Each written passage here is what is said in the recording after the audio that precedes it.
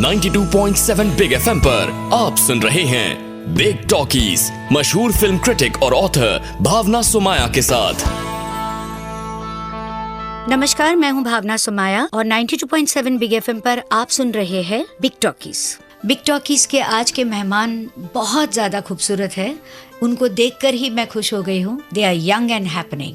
On my right is Harshvardhan, जो नए कलाकार है, और उनके राइट में है मावरा, जो पाकिस्तान की सबसे टॉप एक्टर है। हर्षवर्धन ने अब तक बहुत सारी तेलुगु फिल्में की है। ये दोनों नजर आएंगे बहुत जल्द इरोस की फिल्म में, जिसका नाम है सनम तेरी कसम।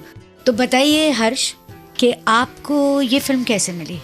मैम, जैसे कि हर एक्टर के दिमाग में, दिल में एक छोटी सी लिस्ट होती है ऑफ डायरेक्टर्स जिनके साथ वो काम करना चाहते हैं, लेकिन अप्रिशिएट करते रहते हैं साइड पैरेलली। तो उनमें विनय सप्रू सर और राधिका राव मैम, इन दोनों का नाम काफ़ी टॉप में रहता है, क्योंकि ये इतने सारे म्यूज़िक वीडियोज़ जो हमारे जो अब्जॉर्बिंग ईयर्स के जो डोमिनेंट म्यूज़िक वीडियोज़ थे, उसमें से मैं कहूँगा 10 में से 8 यही डायरेक्ट करते थे। और छोटा सा इंसिडेंट है कि मेरी एक्स गर्लफ्रेंड को मैंने एक कैसेट दी थी, और वो कैसेट थी जगजीत सिंह जी की जब सामने तुम आ जाते हो ना जानिए क्या हो जाता है। उसको बहुत पसंद था वो गाना, वो रोती थी, और हम दोनों वीडियो वेट करते थे टीवी पे। अब मुझे जब पता चला कि ये म्यूज़िक वीडियो जो है इन्हीं लोगों ने डायरेक्ट किया है जो अब मेरी फिल्म डायरेक्ट करने वाले हैं, तो मेरे लिए it was like a full circle. और वो गर्लफ्रेंड कहाँ है इस वक्त? मैं उसी के साथ रह रहा हूँ अभी, लेकिन वो मेरी एक्स गर्लफ्रेंड है। उसका जो बॉयफ्रेंड है वो मेरा बेस्ट बडी है अभी। तो चलो पूरा सर्कल पूरा हो गया। चलिए वापस आकर सुनते हैं मावरा होकेन से कि पाकिस्तान से यहाँ तक आने के लिए उन्हें डायरेक्टर की किस क्राइटेरिया को पूरा करना पड़ा। कहीं जाइएगा नहीं, बात बड़ी मजे की होने वाली है। आप बताइए मावरा कि पाकिस्तान से इरोस तक कैसे पहुँचे आप? एक्चुअली मेरे पेरेंट्स सिडनी में रहते हैं और राधिका मैम की फैमिली सिडनी में रहती है। तो वहाँ कुछ राधिका मैम का पता चला that she is looking for a heroine, a young girl for a new love story, and the description that was forwarded was I am looking for a girl who can cry and look pretty. So mom thought that I have the prettiest girl in the world, so she just referred me to that.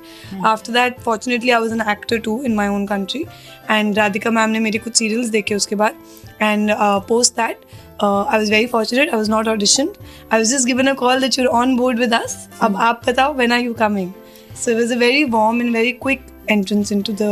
ये जो आपने कहा ना कि एक ऐसी लड़की जो रोते हुए खूबसूरत लगे, तो मैं आपको बता दूं, जब मैंने बहुत सालों पहले रेखा को इंटरव्यू किया था, तो रेखा ने मुझे इंटरव्यू में ये समझाया था कि हिंदी हीरोइन का रोते हुए खूबसूरत लगना बहुत ज़रूरी है, क्योंकि हमारे सारे सीन्स में रोना होता है। और उसने कहा हेमा मालिनी बहुत खूबसूरत लगती है जब रोती है, और मैं बिल्कुल बच्चे की तरह रोती हूँ, मेरा सब आई मेकअप निकल जाता है। तो अभी जब आपने ये जिक्र किया तो वो पुरानी यादें आ गई। How wonderful. वापस लौटकर फिल्म के हीरो हर्षवर्धन से जानते हैं कि हीरो बनने के लिए उन्होंने क्या क्या हीरोगिरी की है, कौन कौन से और जॉब्स किए हैं, और ऐसा क्या सुपरस्टिशन है जिसकी वजह से उन्हें सनम तेरी कसम मिल गई। हर्ष, तेलुगु सिनेमा में इतने सालों से थे आप, आपने करीबन 8 फिल्में की हैं। ये आपको एक्टिंग का कीड़ा कहाँ से आया, कैसे एक्टर बन गए, और वो भी सीधा वहाँ कैसे पहुँच गए?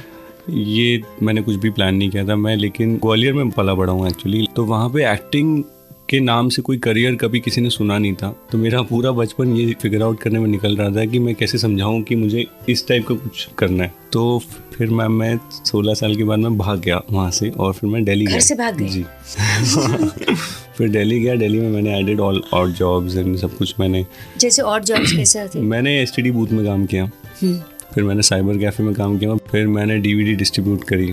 फिर जिन्होंने मुझे DVD के काम पे रखा था वो बॉम्बे आ रही थी, तो उन्होंने कहा तुम बॉम्बे में सेम काम करना चाहोगे क्या? मैंने कहा ठीक है। तो फिर मैं बॉम्बे आया। बॉम्बे में मुझे बहुत लालच था कि कम से कम सेलिब्रिटीज़ से कम ऑफिस जाऊँगा तो दिख ही जाएंगे या मिल ही जाएंगे, तो उनकी कम से कम I can see them, I can observe something, कुछ उनके बारे में। ये था कि ऐसा था कि मैं इतना गुड लुकिंग हूँ कि कोई मुझे देखेगा और फौरन बोलेगा क्या कर रहे हो? मैं कसम खा के कह सकता हूँ। मैम आप आमरा से पूछ सकते हैं मेरी पुरानी पिक्चर्स, मेरे बहुत सारे पिंपल हुआ करते थे और मेरे दांत। तो फिर मैं यहाँ आया, यहाँ आके मैंने थिएटर किया। तो मुझे एक हल्का सा मन में एक फीलिंग थी कि अगर मैं शाहरुख सर ने जहाँ से थिएटर किया है बैरी जॉन के यहाँ से, तो मैं अगर वहाँ से करूँगा शायद कुछ कनेक्शन हो जाएगा। इलॉजिकल, बिल्कुल अजीब सा सुपरस्टिशन। इससे पहले मुझे एक टीवी शो मिला लेफ्ट राइट लेफ्ट, और वो भी आर्मी बेस्ड था, और शाहरुख सर ने भी पहला सीरियल फौजी किया था। तो मैंने कहा ये तो मुझे करना पड़ेगा क्योंकि शायद कुछ कनेक्ट हो जाए। तो वहाँ से थोड़े जो पैसे आए, फिर मैंने थिएटर किया और कोर्स ज्वाइन किया एक्टिंग का। तो पहला जो सीरियल है उसमें मुझे बिल्कुल एक्टिंग नहीं आती थी और फिर मैं थोड़ी एक्टिंग सीखी और होपफुली अभी सीखी है थोड़ी बहुत। नहीं, आपकी कहानी बहुत इंटरेस्टिंग है जी। बहुत सारे स्ट्रगलर्स आते हैं ये एक सपना लेकर कि वो स्टार बनेंगे, और सबको ऐसे लगता है जैसे स्टारडम उसे परोस के दिया जाएगा। ऐसा होता नहीं है। किस्मत के साथ साथ आपको हार्ड वर्क भी करना पड़ता है, आपको गुड लुक्स भी चाहिए, आपको अपॉर्चुनिटीज भी चाहिए। एंड आई एम होपिंग कि एवरीबडी इज लिसनिंग कि इट इज नॉट इजी। ये तो बातें हुई स्ट्रगल और हार्डशिप्स की। वापस लौटकर करेंगे थोड़ी मस्ती, जानेंगे थोड़ा और फिल्म के बारे में हर्ष और मावरा होकेन से। शूटिंग के दौरान और क्या क्या मस्ती मजाक हुए, कुछ ऐसे किससे सुनाइए क्योंकि हम भी ऐसा सोचे कि हम भी जवान है, यंग है। मैम मैं सॉरी आपको डिसअपॉइंट करूँगा इस सेक्शन में क्योंकि हमने कतई मजाक नहीं किया है, मतलब बिल्कुल मतलब ये मेरा पहला प्रोजेक्ट है। मोस्टली तो ऐसा होता है कि आफ्टर द प्रोजेक्ट हम यही कह रहे होते हैं और यही फील कर रहे होते हैं कि बहुत मज़ा आया, it was like a fun ride, थोड़ा पिकनिक जैसा होता था और बहुत कोई प्रेशर नहीं था, फैमिली बन गए। लेकिन इस फिल्म में apart from we all got to close to each other, but जैसा आपने पूछा मज़ा मस्ती प्रैंक्स तो कुछ नहीं किया। मावरा आप पाकिस्तानी लड़की है और आपने इस फिल्म में एक साउथ इंडियन लड़की का किरदार निभाया है, तो इसके लिए कितनी मेहनत करनी पड़ी आपको? मैम एक्चुअली राधिका मैम जो है वो she is a South Indian, so जो आउटलुक होती है वो तो ऑब्वियसली हमारी स्टाइलिस्ट है Rushi Manushi, they took care of it. तो एक्टर को अब आउटलुक की आजकल फिक्र नहीं करनी पड़ती, so they made me look like a South Indian.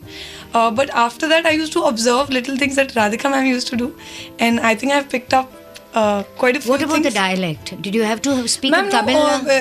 वो स्क्रिप्ट की डिमांड नहीं थी। अच्छा। होती तो I would have worked on that, लेकिन डिमांड इतनी थी कि the girls have been brought up in Bombay, so the parents have a little dialect but the girls don't have it at all, जैसे आज की जनरेशन में होता है। हाँ, तो वो वैसा ही कुछ। मावरा, पाकिस्तान में और यहाँ काम करने में क्या फर्क महसूस करते हो आप?